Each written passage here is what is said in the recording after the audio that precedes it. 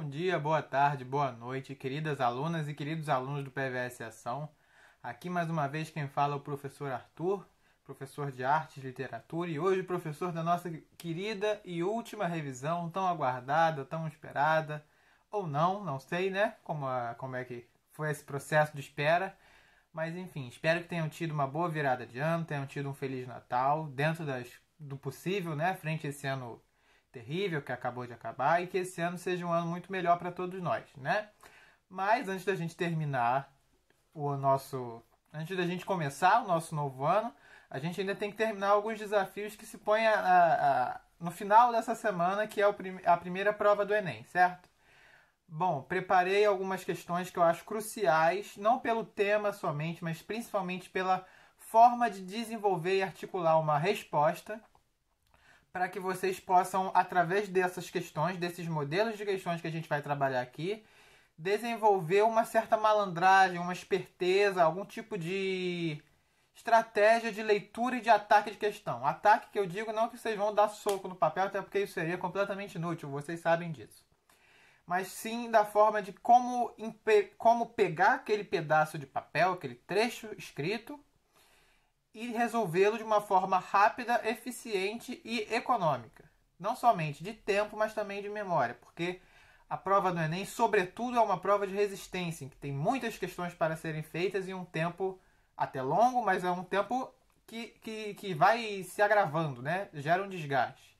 Portanto, antes de começar o vídeo, eu recomendo a vocês serenidade, calma, paciência e estratégias que vocês possam se utilizar para manter a cabeça fria, certo? É difícil? É bem complicado, mas dá para fazer. Confio em cada um de vocês, certo? Bom, então vamos para a revisão. Hoje eu vou dar uma sumida, né? Vou me esconder atrás do texto. Espero que não sintam falta dessa carinha barbada que aqui vos fala. Mas é para um bem maior, certo? Vamos para elas? Questão número 1. Logo de cara a gente vê que a primeira questão ela é uma questão curta. Frente ao padrão de questões, o padrão de tamanho de textos e referências do Enem, é uma questão relativamente curta. Então a gente consegue rapidamente olhá-la inteira, vejam só. Percebam que o comando da questão, após o texto, que também não é muito comprido, fala sobre o documento de Marinetti de 1909 propõe os referenciais estéticos do futurismo, que valorizam a... Só por aí a gente já sabe o que a questão quer.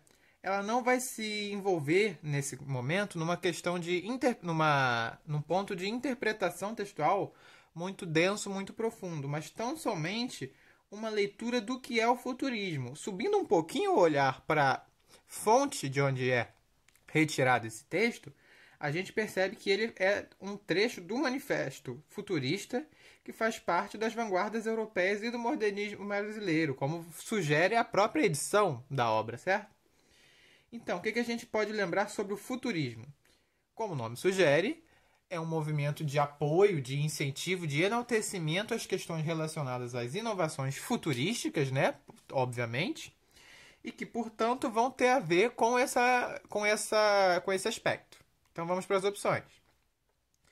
Composição estática. Não, a gente lembra muito bem do futurismo, que foi uma aula dada recentemente, e a gente tem noção de que o futurismo não remonta a questões estáticas, mas sim ao movimento, à velocidade, ao dinamismo em que as coisas aconteceriam no futuro.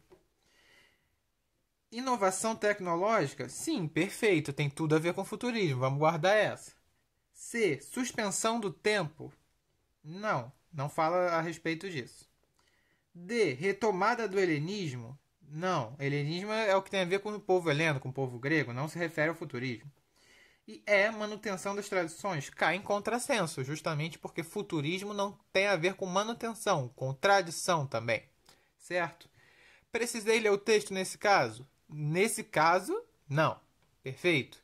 É uma malandragem? Dá para fazer isso em todas as questões? Não. Por isso que eu falei. Prestem atenção nos modelos de questão que a gente vai ler aqui, que a gente vai observar.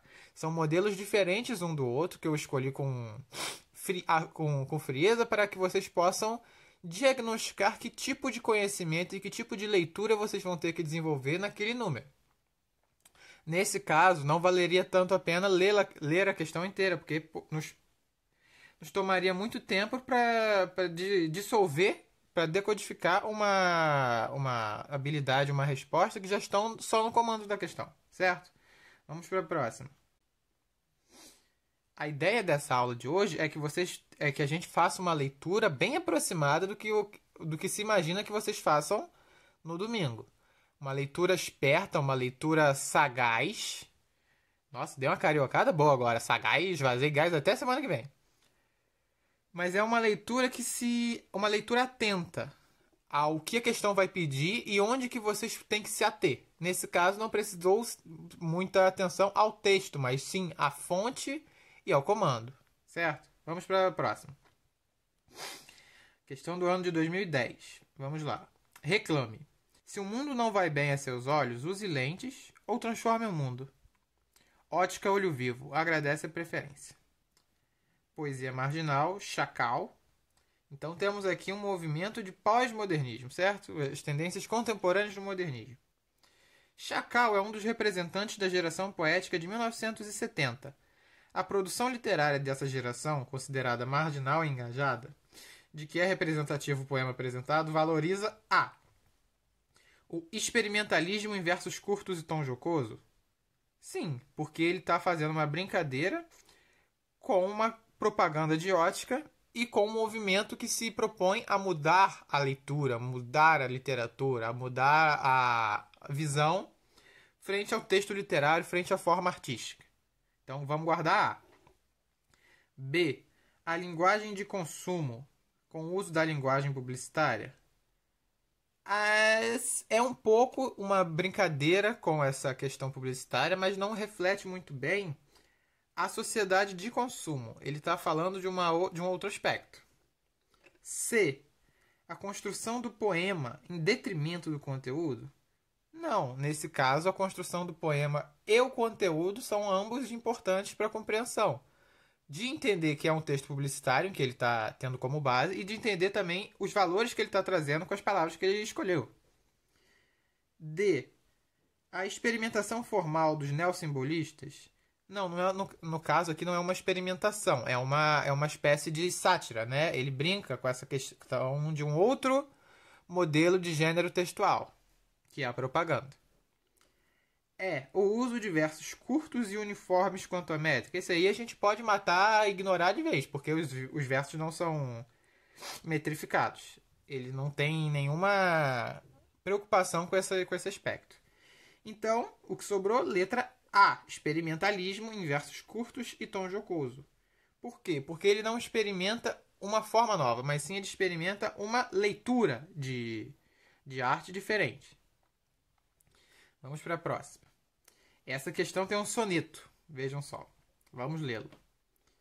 Mas antes, a gente pode ler o comando da questão, certo? Como está escrito ali, no soneto de Cláudio Manuel da Costa, a contemplação da paisagem permite ao eu lírico uma reflexão em que transparece uma.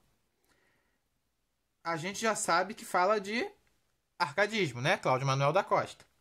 Quais são os valores do arcadismo? São valores clássicos, valores de Grécia, valores de Roma, valores de pastoralismo, de natureza, de bucolismo, de amor idealizado, certo? Não podemos esquecer isso. Vamos para a leitura. Onde estou? Este sítio desconheço. Quem fez tão diferente aquele prado? Tudo outra natureza tem tomado, e em contemplá-lo tímido esmoreço. Uma fonte aqui houve, eu não me esqueço, de estar a ela um dia reclinado. Ali em vale um monte está mudado. Quando pode dos anos o progresso? Árvores aqui vi tão florescentes que faziam perpétua a primavera. Nem troncos vejo agora decadentes. Eu me engano, a região esta não era, mas que venho a estranhar se estão presentes meus males, com que tudo degenera. Aqui a gente vai ver um poema que fala muito sobre a natureza e sobre como que a percepção da natureza faz uma espécie de ilusão frente ao eu lírico. Vamos lá, vamos para as opções. No soneto de Cláudio Manuel da Costa, a contemplação da paisagem permite ao eu lírico uma reflexão em que transparece uma angústia provocada pela sensação de solidão? Não, ele não fala de solidão, ele fala de estranhamento. B. Resignação diante das mudanças do meio ambiente? Também não. Não tem uma certa resignação. Tem um estranhamento, tem uma provocação, né? Um questionamento interno e depois tem uma solução que ele encontra. C. Dúvida existencial em face do espaço desconhecido? Pode ser. É uma questão interessante. Porque ele duvida, de certa maneira, da existência daquilo que um dia ele soube que existiu. D. Intenção de recriar o passado por meio da paisagem? Um pouco. Talvez uma intenção de remontar, de relembrar do passado perante esses valores, essas características, essas circunstâncias da natureza ali em que ele se encontra. E empatia entre os sofrimentos do eu e a agonia da terra. Essa é a questão, essa é a alternativa mais correta. Por quê? Ao passo em que os sofrimentos do eu, lírico no caso, e a agonia, o sofrimento, as agruras dessa terra também se dão, ele estabelece uma relação de simultaneidade, uma relação de paralelismo entre as duas ideias. À medida em que ele também sofre, a terra que ele tanto valorizava quando tinha amada e quando tinha uma situação muito mais gloriosa, mais bem-sucedida, estão completamente intrínsecas, estão completamente relacionadas. Lembrem que o arcadismo está sempre relacionando a natureza ao amor do eu lírico pelaquela mulher, pelaquela pastora, enfim, são sempre valores espelhados. A gente vai ver muito no barroco também um pouquinho disso, porque a gente vai ver a natureza, o cenário do poema, sendo um personagem do sentimento do eu lírico. É como se a cabeça, as sensações, as emoções dele fossem transpostas para a natureza que ele relata. Ao passo que a mesma paisagem que um dia foi bela e cultuada e muito valorizada, também pode ser simplesmente ignorável. Algo que passa e não tem tanto valor, não tem tanto brilho como um dia tivera. Perfeito? Vamos para a próxima.